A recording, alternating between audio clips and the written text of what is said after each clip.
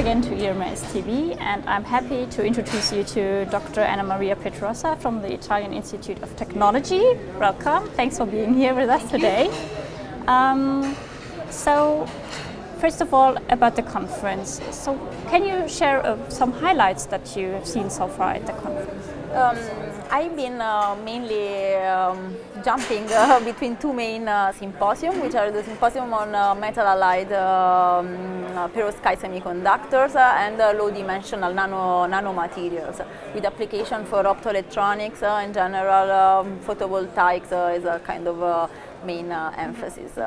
But I would say this year, in this field, in this topic, I would say that the main emphasis has been given to the stability and reliability of these materials, given their optimal optoelectronic properties. So to see actually the reliability in application for devices.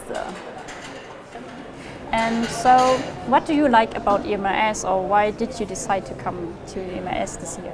Yeah, EMRS is, first of all, it always gives you the opportunity, to follow a bit the major trend in your field, but also when you have time and you try to also to explore, more curiosity-driven, what is happening in neighboring fields. So actually, it always, generally I come with the idea, with the hope that to go back home with some new idea, or also simply to tune, which are the current activities in the get some group. New ideas. Yeah, okay. You also get some comfort saying, okay, I'm actually following the right way, or not.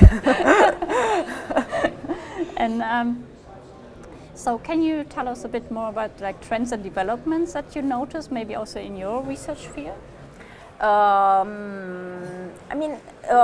come from, I'm working recently in a field which is pretty young. So at the beginning there was, the main enthusiasm. And so what people at the moment are trying to do is getting more time to understand properly what is going on in terms of fundamental physics and chemistry related to such phenomena. So I would say that is generally speaking the main attempt. As I was saying, I work mainly with metal allied perovskite semiconductor, and the material which is at the moment has been more successful for photovoltaic application as lead inside. So people are trying to find different solution to see if there is any other material which can make the same job, or if there is any way to recycle it, if it's actually toxic in the way, in the chemical, in the way it's presented in type of materials. So these are all topics which are currently under development. So one of the challenges you mentioned is the toxicity of lead. Yes. What other challenges do you have, or obstacles you see, but also the chances you see? Sorry, can you? Yes. Yes. One of the challenges you mentioned is the toxicity of lead. Yes. So what other challenges you see for your field of research? So the main challenge of this type of materials is that they are extremely, if I can say, reactive to any type of stimuli. Which can be interfacing the material with another material simply, or the photoexcitation you can get, electrical excitation. So they kind of transform themselves during this type of stimuli. So having a clear understanding of their reliability is definitely a challenge. And of course, if you want to then have an actual technology platform based on these materials, you need to provide a certain reliability. So what the scientists now are really facing, and I think there are strong improvements with time, is understanding how to handle them. There is a series of instability that they show, but it's not clear if these instability are actually detrimental, or we can live with them once we understand them. Okay. And talking about lead again, so one of the topics of Fraunhofer IWKS is also recycling, and also the substitution of probably dangerous materials for the environment, or materials that are or resources that are scarce. So is there any progress on substituting lead, or how far is your research on this? I mean, there is a lot of, I mean, the critical mass on this topic is growing.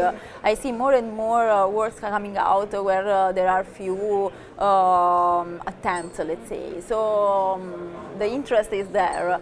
At the moment, it is probably not really mature. But there is a huge platform of materials in this sense. So, I mean, the potential, I believe, is there.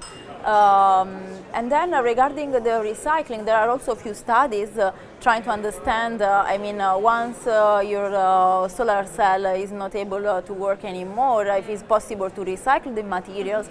And it looks like that you can use the same material and make a new cell which has the same initial power conversion efficiency. So it looks to be pretty interesting solution. Yeah. Okay.